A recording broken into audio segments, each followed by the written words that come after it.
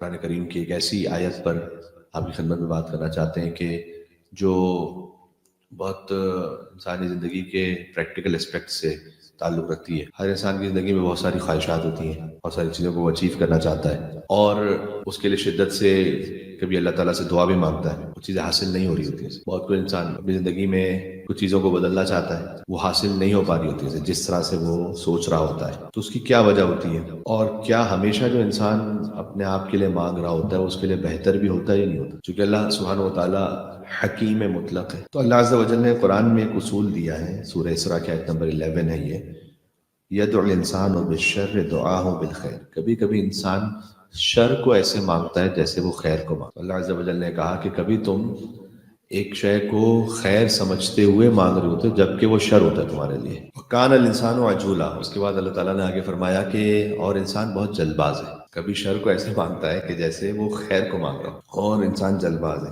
یہ جو کہا کان الانسان عجولا، اس کا مطلب یہ ہے کہ انسان کی فطرت میں ہے جلد بازی، اور یہ اللہ تعالیٰ نے ایک سے زیادہ مقامات پر قرآن میں کہا ہے کہ اس کی سرشت میں ہے کہ وہ تھوڑا سا جلد بازی کرتا ہے۔ البتہ یہاں مفسرین نے ضرور لکھا ہے کہ یہ انسان وہ انسان ہے کہ جس کی تربیت ابھی نہیں ہوئی۔ جب تربیت ہو جاتی ہے انسان کی تو پھر وہ جلد باز نہیں رہتا، پھر وہ اللہ کے سامنے تسلیم ہوتا ہے۔ اب کبھی کبھار تو انسان ایسے جلد باز بھی ہیں، تاریخ میں اللہ تعالیٰ نے 6 مقام پر ایک ہی فقرہ قرآن میں کہا ہے، 6 مقام، سورہ یونس میں، سورہ انبیاء میں، سورہ نمل میں، سورہ سبا میں، سورہ یاسین میں، سورہ ملک، کہ وَيَقُولُونَ مَتَىٰ هَٰذَا الْوَعْدُ، یہ کہتے ہیں کہ وہ قیامت کب آئے گی، ان کنتم صادقین، اگر تم سچے ہو تو یہ بتاؤ کہ وہ قیامت کب آنے والی ہے۔ وہ جلدی ہوتی تھی، عذاب کی جلدی ہوتی تھی، یستعجلونک بالعذاب، بعض جگہوں پر ہے کہ وہ عذاب کے لیے جلدی کرتے ہیں، یعنی اتنا جلد باز ہے انسان کہ وہ کہتا ہے کہ یہ جو تم کہہ رہے ہو بتاؤ تو صحیح، ہوگا کب یہ؟ تو یہ اللہ تعالیٰ نے 6 مقامات پر قرآن میں اس طرح سے کہا ہے۔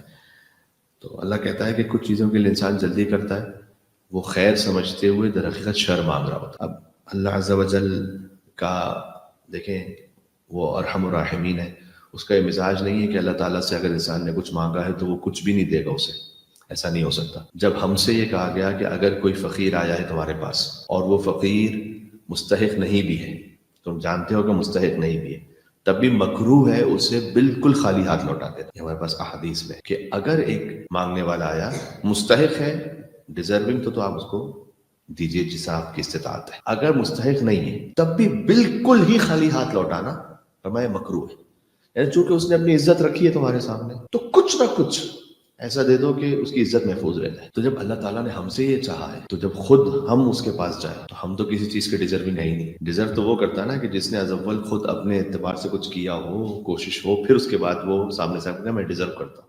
اللہ تعالیٰ کے سامنے کون ڈیزرو کرتا ہے؟ اس لیے کہ جو کچھ بھی ہم نے کیا وہ اسی کی دی ہوئی طاقت سے تو ہے، تو اسی کی نعمت۔ تو اللہ سبحانہ و تعالیٰ کے سامنے پہلی بات تو یہ ہے کہ کوئی ہم ڈیزرو نہیں کرتے، وہ اپنے فضل و کرم سے عطا کرتا۔ لیکن جب ہم جا رہے ہیں اور وہ کہ جو ہم نے کچھ مانگا ہے وہ ہمارے لیے بہتر نہیں تھا، تو یہ اللہ تعالیٰ کی رحمت سے بعید ہے کہ کچھ بھی نہ دے ہمیں، کچھ نہ کچھ وہ عطا کرے گا۔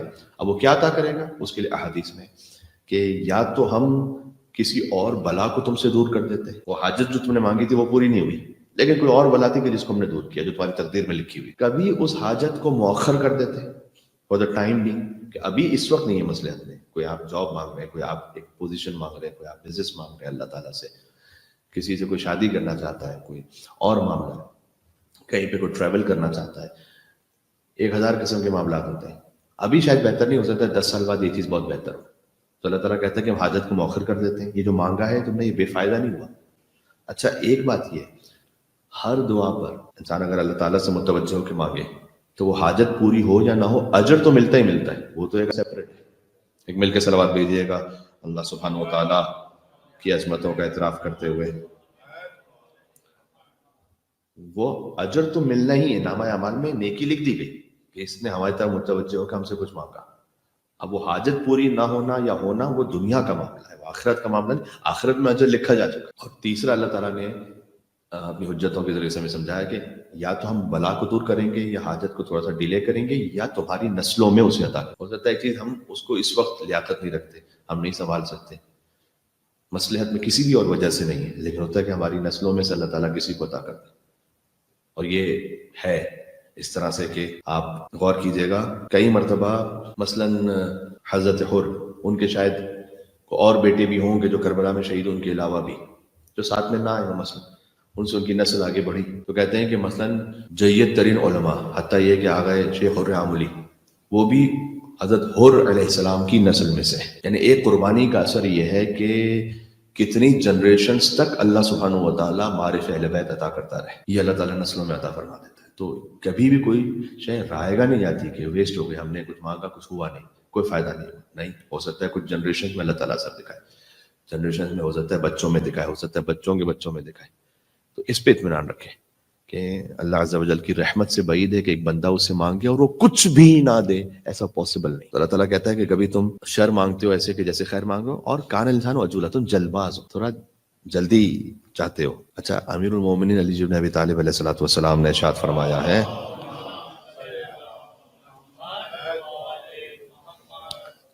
من الخرق، احمق کی، بے عقل کی 2 نشانیاں ہیں. یہ میں پڑھ رہا ہوں نہج البلاغہ سے، حکمت نمبر 363. مولانا نے فرمایا کہ جو بے عقل ہوتا ہے اس کی 2 نشانیاں ہیں. دیکھیں کہیں ہم میں تو یہ نشانی نہیں ہے. اچھا، عقل وہ نعمت ہے اللہ کی کہ سب یہ سمجھتے ہیں ہمارے پاس پوری ہے. آپ نے دیکھا ہوگا سبھی کو اللہ تعالیٰ سے رزق مانگتے ہوئے، اللہ تعالیٰ سے مثلا کوئی اولاد مانگ رہا ہے، کوئی اور نعمت مانگ رہا ہے. آپ نے کسی کو دیکھا ہے کہ وہ اللہ تعالیٰ سے کہا اللہ مجھے عقل دے دے؟ کیونکہ ہر ایک سمجھتا ہے ہمارے پاس پوری ہے تو ضرورت ہی نہیں مانگنے کی. تو کبھی ہم عقل کے لیے دعا نہیں کرتے، یہ بھی مانگی جانے والی دعا ہے کہ پروردگار میری عقل کو کامل کر. یہ دعا میں آیا ہے کہ میری عقل کو کامل کر. عقل تو ہے اللہ سبحانہ وتعالیٰ نے، لیکن کامل کر اسے. تو من الخرق، فرمایا نادانیوں میں سے ایک نادانی کیا ہے؟ 2 امام نے علامتیں بتائیں. المعاجلہ قبل الامکان، امکان یعنی ابھی مقدمہ فراہم ہونے سے پہلے کسی چیز میں جلد بازی کرنا، یہ بے وقوفوں کی نشانیوں میں سے. ابھی اس کے اسباب پورے فراہم نہیں ہوئے، ہم اس میں جلد بازی کریں. والانا بعد الفرصہ، اور دوسرا بے عقل کی نشانی یہ ہے کہ موقع آ جانے کے بعد بھی دیر کرنا، یعنی یہ صراط مستقیم پر ہے، اعتدال رکھیں. بالکل اس کی مثال ہے فروٹس کی طرح. فروٹس اگر وہ ابھی تک کامل ہوئے نہیں ہیں، اس سے پہلے اگر آپ اس کو توڑ لیں گے تو ابھی وہ ترش کھٹا ہے، اب اس میں ٹیسٹ پورا ڈیولپ نہیں ہوا. اور اگر اس کو بہت دیر تک چھوڑ دیں گے تو پھر وہ ضائع ہو جائے گا اور ختم ہو جائے گا. تو مولا علیہ السلام نے فرمایا کہ بے عقل کی نشانی یہ ہے کہ ابھی تمام امکانات فراہم نہیں ہوئے، اس سے پہلے اس کام میں کود پڑے. دوسرا بے عقل کی نشانی یہ ہے کہ جب فرصت آ چکی ہے، یعنی جب وہ موقع آ چکا ہے، اس کے بعد بھی تاخیر کرتا رہے. اب اس کے لیے کوئی پیرامیٹر ہے، کوئی پیمانہ ہے؟ ائمہ علیہ السلام نے ہمیں کچھ چیزوں سے سمجھایا، کچھ چیزوں میں ہمیں جلدی کرنی چاہیے اور کچھ چیزوں میں جلدی نہیں کرنی چاہیے. کہیں پر جلد بازی، ہم ہمیشہ جلد بازی کو نیگیٹو سینس میں لیتے ہیں، کہیں پر جلدی کرنا بہتر بھی ہے اور کہیں پر جلدی نہ کرنا بہتر ہے. وہ کون سے مورد ہیں میں آپ کے سامنے عرض کرتا ہوں، مل کے صلوات بھیجیے گا محمد علیہ محمد علیہ السلام پر. اللہم صلی علی محمد وعلی محمد. مثلا جلدی کرنا کہاں بہتر ہے؟ سب سے پہلے تو خود اذان اقامت میں ہم کیا کہتے ہیں؟ حی علی الصلاۃ، نماز کی طرف جلدی آؤ. عجلوا بالصلاۃ، حدیث میں ہے نماز کے لیے جیسے ہی مؤذن اذان دے جلدی کرو، تاخیر نہیں کرو. اس میں یہ نہیں کہ جلدی کا کام شیطان کا کام، اس میں جلدی کا کام رحمان کا کام. جلدی اللہ تعالیٰ نے مانگا ہے کہ عجلوا بالصلاۃ، نماز کے لیے جلدی کرو. ازدواج میں اللہ تعالیٰ کو مطلوب ہے، بالخصوص اگر باپ کی ذمہ داری ہے اپنی دختر کے لیے، تو کثیر احادیث میں ہے کہ تاخیر نہ کریں، اس میں جلدی کریں، شادی میں جلدی کریں. اس کے لیے پھر ایک الگ تفصیلی موضوع چاہیے، لیکن بہرحال میں آپ کے سامنے خالی جو ایک حدیث کی ہیڈ لائن ہے وہ پیش کر رہا ہوں کہ ہمیں تاخیر اور وجوہات سے کہ جو معاشرے میں کبھی رائج ہو جاتی ہیں اتنی زیادہ نہیں کرنی چاہیے. اب اس کی اور بھی وجوہات ہے کہ کیوں ایک خود لڑکی شادی نہیں کرنا چاہتی ہے، لڑکا بھی شادی نہیں کرنا چاہتا. آج کل اس وقت جو ماحول ہے اس میں اللہ خیر کرے، پتہ نہیں ہماری جنریشن میں، اللہ نہ کرے جنریشن میں ایسا ہو، لیکن بعد میں جا کر ہو سکتا ہے کہ ہم ایسے کثیر تعداد میں جوانوں کو دیکھیں جو کہیں کہ we don't want to marry, ہم نہیں شادی کرنا چاہتے. اب اس کی وجوہات ہیں چونکہ جینڈر اسپیسیفکیشنز کی وجہ سے اور معاملات کی وجہ سے جو اس وقت حالات ہیں، اگر شادی ہو جائے تو اس کے پھر بعد میں جا کر نہیں نبھا سکیں تو کیا ریپریکلشنز ہیں اس کی وجہ سے، جو ان کے لیے اکنامک اور سوشل پریشرز ہیں. تو ماحول ایسا بن چکا ہے آہستہ آہستہ کہ حرام آسان ہے اور حلال مشکل ہے. اب کاش ہم اس میں یہ کہہ سکیں کہ ہم کوئی اپنے آپ میں، اپنی کمیونٹی، اپنے خاندان، اپنے مومنین کے میں کوئی ایسا سرکل بنا سکے جس میں ہم ان بلاؤں اور آفتوں سے محفوظ رہ سکیں کہ جہاں پر ایسا نہ ہو کہ حرام آسان اور حلال مشکل ہو. یہ ایک ایسی بات ہے کہ جس پر انشاءاللہ کبھی تفصیل سے ہم بات کریں گے. لیکن ازدواج کے لیے جلدی کرنے کے لیے کہا گیا وفائے عہد.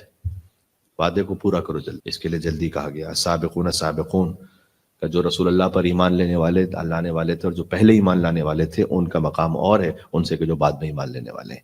جب کوئی حق نظر آئے تو جلدی کرو اس پہ. ایک بہت اہم بات جوانوں کے لیے، توبہ کرنے میں جلدی کرو. فرمایا توبہ کو ڈیلے نہیں کرو، بلکہ اللہ کو اپنے بندوں میں سب سے زیادہ محبوب وہ بندہ ہے کہ جو جوانی میں توبہ کرے. آہستہ آہستہ بزرگی میں، بڑھاپے میں، ہر ایک نے جو ابھی جوان ہے اس نے بوڑھا ہونا ہے اگر اللہ تعالیٰ نے اس کو اتنا ایج اور اتنا سن عطا کیا.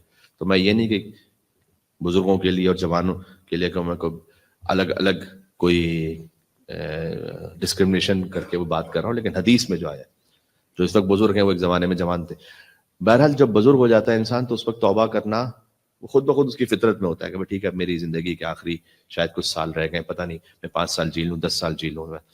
جوان ہوتا ہے 18-20 سال کا، اس وقت شیطان اپنی طرف کھینچ رہا ہے، دنیا اپنی طرف کھینچ رہی. تو ایسا نہیں ہوگا کہ کبھی اسے غلطی نہیں ہوگی، نہیں غلطی پاسبل ہے، لیکن فرمایا کہ اللہ سبحانہ وتعالیٰ کو جو سب سے زیادہ عزیز ہے اپنے تمام بندوں میں وہ جوان ہے کہ جو جوانی ہی میں توبہ کرے، بڑھاپے تک ویٹ نہ کرے. بلکہ حدیث یہ ہے کہ اگر ایک جوان توبہ کرے، بلکہ یہ حدیث تو جنرل توبہ کرنے والے کے لیے، چاہے جوان ہو چاہے ضعیف ہو، اگر ایک شخص توبہ کرے تو توبہ کرنے والے سے اللہ ویسے ہی خوش ہوتا ہے کہ جیسے وہ ماں جس کا بچہ گم ہو چکا ہو اور اچانک اسے بچہ مل جائے. کیسی لطیف تعبیر ہے. ایک مل کے صلوات بھیجے گا ہماری توبہ کی قبولیت کے لیے انشاءاللہ. صلی اللہ علیہ وسلم. توبہ کرنے والے سے ایسے اللہ خوش ہوتا ہے جیسے اللہ اپنے آپ کو ایک ماں سے تشبیہ دے رہا ہے کہ جیسے ایک ماں اس کا بچہ گم ہو گیا ہے تو ماں کتنی زیادہ پریشان ہے. اب جیسے بچہ اچانک ملے تو جو ماں کو خوشی ہوتی ہے وہ ویسے اللہ کو خوشی ہوتی ہے کہ ایک بندہ جو بھٹک گیا تھا، کہیں چلا گیا تھا، گم ہو گیا تھا، وہ آ گیا. اللہ تعالیٰ کو ایسے خوشی ہوتی ہے.